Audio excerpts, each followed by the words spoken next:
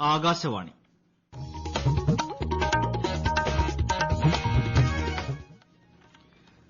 നമസ്കാരം. പ്രാദേശിക വാർത്തകൾ വായിക്കുന്നത് സുരേഷ്.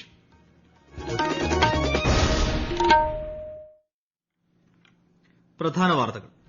ആദ്യഘട്ട തദ്ദേശ തെരഞ്ഞെടുപ്പിൽ കോവിഡ് ബാധിതർക്കും രോഗനിരീക്ഷണത്തിലുള്ളവർക്കുമുള്ള പ്രത്യേക തപാൽ ബാലറ്റ് വിതരണം ഇന്ന് ആരംഭിക്കും. സംസ്ഥാനത്ത് പുരപ്പുറ സൌരോർജ്ജ പ്ലാന്റുകൾ സ്ഥാപിക്കുന്നതിനുള്ള 200 മെഗാവാട്ട് പദ്ധതിക്ക് കേന്ദ്ര അനുമതി. ബുറേവി ചുഴലിക്കാറ്റിന്റെ പ്രഭാവത്താൽ സംസ്ഥാനത്ത് വെള്ളിയാഴ്ച വരെ ശക്തമായ മഴയ്ക്ക് സാധ്യത. ദുരന്ത നിവാരണ പ്രവർത്തനങ്ങൾക്ക് തയ്യാറെടുത്ത് ജില്ലകൾ. സംസ്ഥാനത്ത് കോവിഡ് വ്യാപനത്തിൽ നേരിയ കുറവ്. കോവിഡ് ചികിത്സയ്ക്കുള്ള പ്ലാസ്മ ആന്റിബോഡി ഉള്ളവരിൽ നിന്ന് മാത്രം സ്വീകരിക്കാൻ തീരുമാനം. ഇന്ത്യ ഓസ്ട്രേലിയ ഏകദിന പരമ്പരയിലെ മൂന്നാം മത്സരം ഇന്ന്. ഐഎസ്എല്ലിൽ ഇന്ന് ഹൈദരാബാദ് എഫ്സി ജാംഷഡ്പൂരിനെ നേരിടും.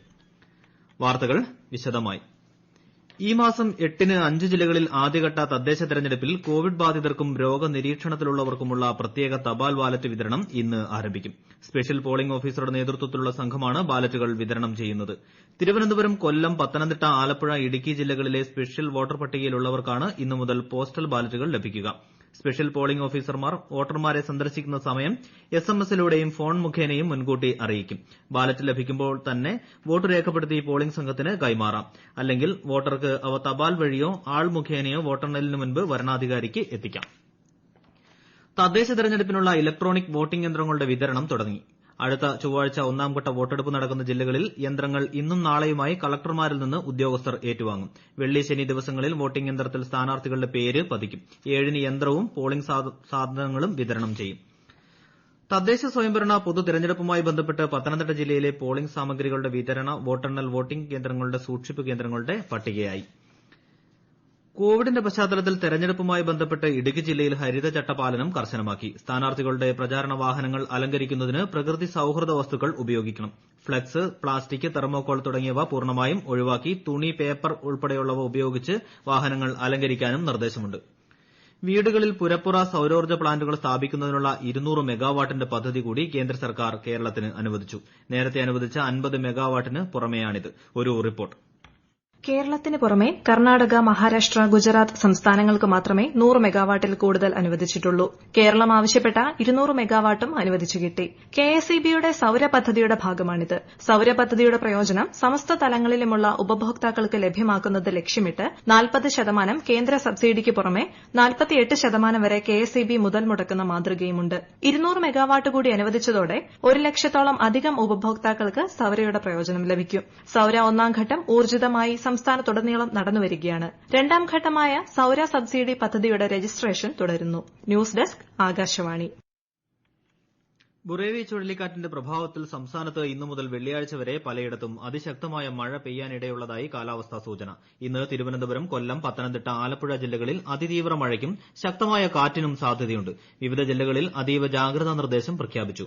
ഇനിയൊരു അറിയിപ്പുണ്ടാകുന്നതുവരെ കേരള തീരത്തു നിന്നും കടലിൽ പോകുന്നത് നിരോധിച്ചു. നിലവിൽ മീൻപിടുത്തത്തിൽ ഏർപ്പെട്ടിരിക്കുന്നവർ എത്രയും പെട്ടെന്ന് അടുത്തുള്ള സുരക്ഷിത സ്ഥാനത്ത് എത്തിച്ചേരണമെന്ന് അധികൃതർ നിർദ്ദേശിച്ചു. ദേശീയ ദുരന്ത നിവാരണ സേനയുടെ 6 സംഘത്തെ വിവിധയിടങ്ങളിൽ വിന്യസിച്ചിട്ടുണ്ട്. 2 ടീമുകൾ കൂടി സംസ്ഥാനത്തെത്തും. തിരുവനന്തപുരം മുതൽ എറണാകുളം വരെയുള്ള ജില്ലകളിൽ ക്യാമ്പുകളിൽ സജ്ജമാക്കി. 24 മണിക്കൂർ പ്രവർത്തിക്കുന്ന കൺട്രോൾ റൂമുകളും ആരംഭിച്ചിട്ടുണ്ട്. ബംഗാൾ ഉൾക്കടലിൽ രൂപപ്പെട്ട ബുറേവി ചുഴലിക്കാറ്റ് ഇന്ന് ശ്രീലങ്കൻ തീരത്തെത്തും. തെക്കൻ കേരളത്തിൽ അതിതീവ്ര മഴയ്ക്ക് സാധ്യതയെന്ന് കാലാവസ്ഥാ നിരീക്ഷണ കേന്ദ്രം മുന്നറിയിപ്പ് നൽകിയ സാഹചര്യത്തിൽ സംസ്ഥാനത്ത് അതീവ ജാഗ്രതാ നിർദ്ദേശം നൽകി. ചുഴലിക്കാറ്റ് മുന്നറിയിപ്പിന്റെ പശ്ചാത്തലത്തിൽ ഇടുക്കി ജില്ലയിൽ അടിയന്തര സാഹചര്യങ്ങൾ നേരിടുന്നതിനായി ദേശീയ ദുരന്ത നിവാരണ സേനയുടെ സംഘങ്ങൾ ജില്ലയിലെത്തി. മൂന്നാർ, പൈനാവ് എന്നിവിടങ്ങളിലാണ് സംഘം ക്യാമ്പ് ചെയ്യുന്നത്. 20 പേർ വീതമാണ് ഓരോ സംഘത്തിലുമുള്ളത്. ഫിഷറീസ് വകുപ്പിന്റെ പാസെടുത്ത് കൊല്ലം, നീണ്ടകര, ശക്തികുളങ്ങര ഹാർബറുകളിൽ നിന്ന് മീൻപിടുത്തത്തിന് പോയ ബോട്ടുകളെല്ലാം മടങ്ങിയെത്തിയതായി അധികൃതർ അറിയിച്ചു. എന്നാൽ എത്താനുള്ള ഏതാനും ബോട്ടുകൾ ആശയവിനിമയ പരിധിക്ക് പുറത്താണ്. തീരസംരക്ഷണ സേനയും കോസ്റ്റൽ പോലീസും ബോട്ടുകൾ കണ്ടെത്തി മടക്കിയെത്തിക്കാനുള്ള ശ്രമം തുടരുന്നു. ചുഴലിക്കാറ്റ് മുന്നറിയിപ്പിന്റെ സാഹചര്യത്തിൽ ആലപ്പുഴ ജില്ലയിൽ ശ്രദ്ധിക്കേണ്ട കാര്യങ്ങൾ സംബന്ധിച്ച് കലക്ടർ പ്രത്യേക അറിയിപ്പ് നൽകി. എല്ലാ വീട്ടിലും എമർജൻസി കിറ്റ് തയ്യാറാക്കി വയ്ക്കുക, ഔദ്യോഗിക അറിയിപ്പുകൾ ശ്രദ്ധിക്കുക, ബോട്ട്, വള്ളം എന്നിവ കെട്ടിയിടുക, വളർത്തുമൃഗങ്ങളുടെ സുരക്ഷ ഉറപ്പാക്കുക, കുട്ടികൾ, വയോധികർ, കിടപ്പ് രോഗികൾ, ഗർഭിണികൾ, പാലൂട്ടുന്ന അമ്മമാർ, ഭിന്നശേഷിക്കാർ എന്നിവർക്ക് പ്രത്യേക പരിഗണന നൽകുക, അനാവശ്യ യാത്രകൾ ഒഴിവാക്കുക തുടങ്ങി പൊതുജനങ്ങൾ ശ്രദ്ധിക്കേണ്ട നിർദ്ദേശങ്ങളാണ് അറിയിപ്പിലുള്ളത്. കനത്ത മഴയ്ക്ക് സാധ്യതയുണ്ടെന്ന കാലാവസ്ഥാ മുന്നറിയിപ്പിന്റെ പശ്ചാത്തലത്തിൽ പത്തനംതിട്ട ജില്ലയിൽ ഇന്നു മുതൽ വെള്ളിയാഴ്ച വരെ പാറമടകളുടെ പ്രവർത്തനം നിർത്തിവയ്ക്കാൻ കളക്ടർ ഉത്തരവായി. മലയോരത്തു നിന്നും മണ്ണ് മാറ്റുന്നതും ആഴത്തിലുള്ള കുഴികൾ നിർമ്മിക്കുന്നതും ആഴത്തിൽ മണ്ണ് മാറ്റുന്നതും നിരോധിച്ചിട്ടുണ്ട്. ഈ വാർത്തകൾ ആകാശവാണിയിൽ നിന്ന്. കൊറോണ ആശങ്കയല്ല, ജാഗ്രതയാണ് വേണ്ടത്. കേന്ദ്ര ആരോഗ്യ മന്ത്രാലയം പുറപ്പെടുവിക്കുന്ന നിർദ്ദേശങ്ങൾ. ജനങ്ങൾ കൂട്ടം കൂടുന്നത് ഒഴിവാക്കുക. ഇടയ്ക്കിടെ കൈകൾ സോപ്പും വെള്ളവും ഉപയോഗിച്ചോ സാനിറ്റൈസർ ഉപയോഗിച്ചോ വൃത്തിയാക്കുക. നിർബന്ധമായും മാസ്ക് ധരിക്കുക. പനിയോ ചുമയോ ശ്വാസതടസ്സമോ തുടരുന്ന സാഹചര്യത്തിൽ വൈദ്യസഹായം തേടുക. കൊറോണയെ സംബന്ധിച്ച വിവരങ്ങൾക്ക് ആരോഗ്യ മന്ത്രാലയത്തിന്റെ 1075 ലും ദിശയുടെ 1056 ലും ബന്ധപ്പെടാം. സംസ്ഥാനത്ത് കോവിഡ് വ്യാപന തോത് ഇരട്ടിക്കാൻ വേണ്ടിവരുന്ന കാലയളവ് വർദ്ധിക്കുന്നു. 77 ദിവസമാണ് രോഗവ്യാപനം ഇരട്ടിയാകാൻ കഴിഞ്ഞ ഒരാഴ്ചക്കാലം വേണ്ടിവന്നത്. തൊട്ടുമുന്നാഴ്ച ഇത് 69 ദിവസമായിരുന്നു. രോഗസ്ഥിരീകരണ നിരക്ക് നേരിയ തോതിൽ കുറഞ്ഞ് 9.14%-ലെത്തി. ഇന്നലെ 58,809 സാമ്പിളുകൾ പരിശോധിച്ചപ്പോൾ 5,375 പേർക്ക് കൂടി കോവിഡ് സ്ഥിരീകരിച്ചു. അതേസമയം 6,151 പേർക്ക് രോഗമുക്തരായി. സംസ്ഥാനത്ത് ഇപ്പോൾ 61,092 പേരാണ് കോവിഡ് ചികിത്സയിലുള്ളത്. സംസ്ഥാനത്തെ കോവിഡ് ചികിത്സയ്ക്കായുള്ള പ്ലാസ്മ ഇനി മുതൽ നിർദ്ദിഷ്ട അളവിൽ ആന്റിബോഡി ഉള്ളവരിൽ നിന്ന് മാത്രമാകും സ്വീകരിക്കുക. പ്ലാസ്മ സ്വീകരിക്കുന്ന ആൾക്ക് ആന്റിബോഡി ഇല്ലെന്ന് ഉറപ്പുവരുത്തും. കോവിഡ് ബാധിച്ച് 10 ദിവസത്തിനുള്ളിൽ ഓക്സിജൻ ചികിത്സ ആവശ്യമായി വരുന്ന രോഗികൾക്കായിരിക്കും പ്ലാസ്മ തെറാപ്പി നൽകുക. 24 മണിക്കൂറിലെ ഇടവേളയിൽ 200 മില്ലി വീതം 400 മില്ലി പ്ലാസ്മയാണ് രോഗിക്ക് നൽകുകയെന്നും ആരോഗ്യവകുപ്പ് അറിയിച്ചു. കോവിഡിന്റെ പ്രതിസന്ധികൾ അകന്ന് പുതിയ വഴികളിലൂടെ ജനജീവിതം മുന്നോട്ടു പോകുമെന്ന് നടനും തിരക്കഥാകൃത്തുമായ മുരളി ഗോപി ആകാശവാണി വാർത്തകളോട്. COVID-19 എന്ന വൈറസുമായുള്ള നമ്മുടെ സഹവാസം തുടങ്ങിയിട്ട് ഏകദേശം 1 വർഷത്തോളമാണ്. പ്രതിവിധികളും പ്രതിരോധവും ഒക്കെ വികസിപ്പിച്ചെടുത്തു എന്ന് കേൾക്കുന്നുണ്ടെങ്കിലും അതൊക്കെ ജനസമക്ഷം എത്തുന്നത് എന്ന് നമ്മൾ ഓരോരുത്തരും കാത്തിരിക്കുകയാണ്. പക്ഷേ ഈ മഹാമാരിക്ക് എന്നല്ല ഒന്നിനും ജീവിതത്തിന്റെ ഒഴുക്കിനെ തടയാനാവില്ല. കാരണം ഒരു വഴി അടഞ്ഞാൽ 1000 കൈവഴികൾ വെട്ടി ജീവിതം മുന്നോട്ടുള്ളതും അനന്തവുമായ അതിന്റെ യാത്ര തുടർന്നുകൊണ്ടിരിക്കും. മറ്റേത് മേഖലയും പോലെ സിനിമാ മേഖലയും ഈ രോഗാണുവിനോടൊപ്പം ജാഗ്രതയോടെ ജീവിക്കുവാനും പുലരുവാനും പഠിച്ചിരിക്കുന്നു. നിബന്ധനകൾ പാലിക്കുക എന്നതോടൊപ്പം തന്നെ പ്രാധാന്യം കർമ്മം ചെയ്യുക എന്നതിലുണ്ടല്ലോ. പക്ഷേ നമ്മുടെ തന്നെ അശ്രദ്ധയിലൂടെ രോഗവ്യാപനം ഉണ്ടാവാതെ നമുക്ക് ഏവർക്കും ശ്രദ്ധിക്കാം. ഏത് പ്രതിസന്ധിയും ഒരു പുതിയ വാതിൽ തീർച്ചയായും തുറന്നിടും. കോവിഡ് വാക്സിൻ വിതരണവുമായി ബന്ധപ്പെട്ട് കോഴിക്കോട് ജില്ലയിലെ സ്വകാര്യ ആശുപത്രികളിലെയും ലാബറട്ടറികളിലെയും സ്കാനിംഗ് സെന്ററുകളിലെയും മുഴുവൻ ആരോഗ്യ പ്രവർത്തകരുടെയും വിവരം ഡിസംബർ 5-നകം ലഭ്യമാക്കണമെന്ന് ആരോഗ്യ കേരളം ജില്ലാ പ്രോഗ്രാം മാനേജർ അറിയിച്ചു. ശബരിമല ദർശനത്തിന് കൂടുതൽ തീർത്ഥാടകർക്ക് അനുമതി നൽകാൻ തീരുമാനം.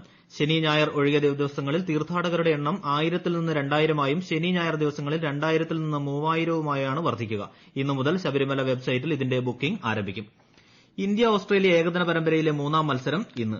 നേരത്തെ നടന്ന 2 മത്സരങ്ങളിലും പരാജയപ്പെട്ട് പരമ്പര നഷ്ടപ്പെട്ട ഇന്ത്യയ്ക്ക് പരിപൂർണമായ കീഴടങ്ങൽ ഒഴിവാക്കാൻ ഇന്നത്തെ വിജയം അനിവാര്യമാണ്. ഇന്നത്തെ മത്സരം കാൻബറയിലാണ്. ഇന്ത്യൻ സൂപ്പർ ലീഗ് ഫുട്ബോളിൽ ഇന്ന് ഹൈദരാബാദ് FC ജാംഷഡ്പൂരുമായി ഏറ്റുമുട്ടും. ഗോവയിൽ രാത്രി 7:30-ക്കാണ് മത്സരം. ഇന്നലെ നടന്ന മത്സരത്തിൽ മുംബൈ സിറ്റി ഈസ്റ്റ് ബംഗാളിനെ എതിരില്ലാതെ 3 ഗോളിന് തോൽപ്പിച്ചു. മാവേലി, മലബാർ, ചെന്നൈ സൂപ്പർഫാസ്റ്റ് തുടങ്ങിയ ട്രെയിനുകളുടെ സമയത്ത് തുടങ്ങുന്ന പ്രത്യേക ട്രെയിൻ സർവീസിന് സീറ്റ് റിസർവേഷൻ ആരംഭിച്ചു. മംഗളൂരു സെൻട്രൽ തിരുവനന്തപുരം വെള്ളിയാഴ്ച സർവീസ് ആരംഭിക്കും. വൈകിട്ട് 6:15-ന് മംഗളൂരുവിൽ നിന്ന് പുറപ്പെടും. മടക്ക ട്രെയിൻ വൈകിട്ട് 6:40-ന് തിരുവനന്തപുരത്ത് നിന്ന് പുറപ്പെടും. മംഗളൂരു സെൻട്രൽ തിരുവനന്തപുരം പ്രതിദിന ട്രെയിൻ വൈകിട്ട് 5:30-ന് മംഗളൂരുവിൽ നിന്ന് പുറപ്പെടും. 10-ാം തീയതി മുതലാണ് സർവീസ്. 7 പ്രത്യേക ട്രെയിനുകൾക്കാണ് അനുമതി. സംസ്ഥാനത്ത് കഴിഞ്ഞ മാസത്തെ റേഷൻ വിതരണം ഈ മാസം 5 വരെ നീട്ടി. നേരത്തെ അറിയിച്ചിരുന്നതിൽ നിന്നും വ്യത്യസ്തമായി ഒക്ടോബർ മാസത്തെ സൌജന്യ ഭക്ഷ്യക്കിറ്റും ശനിയാഴ്ച വരെ വിതരണം ചെയ്യും. എല്ലാ വിഭാഗം റേഷൻ കാർഡുകൾക്കുമുള്ള നവംബർ മാസത്തെ സൌജന്യ ഭക്ഷ്യക്കിറ്റിന്റെ വിതരണം ഈ മാസവും തുടരും. നിലവിൽ സർക്കാരിനെതിരായ വിവാദങ്ങളിൽ നിന്നും വഴിതിരിച്ചുവിടാനാണ് പ്രതിപക്ഷ നേതാവിനെതിരെ ഇപ്പോഴത്തെ അന്വേഷണമെന്ന് മുൻ മുഖ്യമന്ത്രി ഉമ്മൻചാണ്ടി ആരോപിച്ചു. സത്യത്തെ മറച്ചുവച്ച് ഏത് കാര്യത്തിന് പോയാലും തിരിച്ചടി ലഭിക്കുമെന്നും അദ്ദേഹം കോഴിക്കോട്ട് പറഞ്ഞു. കാലിക്കറ്റ് പ്രസ് ക്ലബിന്റെ മുഖാമുഖം പരിപാടിയിൽ സംസാരിക്കുകയായിരുന്നു ശ്രീ ഉമ്മൻചാണ്ടി.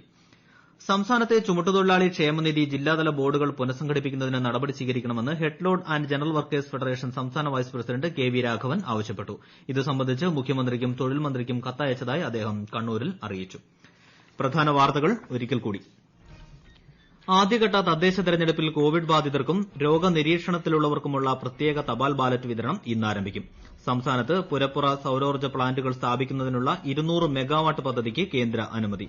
ബുറേവി ചുഴലിക്കാറ്റിന്റെ പ്രഭാവത്താൽ സംസ്ഥാനത്ത് വെള്ളിയാഴ്ച വരെ ശക്തമായ മഴയ്ക്ക് സാധ്യത. സംസ്ഥാനത്ത് കോവിഡ് വ്യാപനത്തിൽ നേരിയ കുറവ്.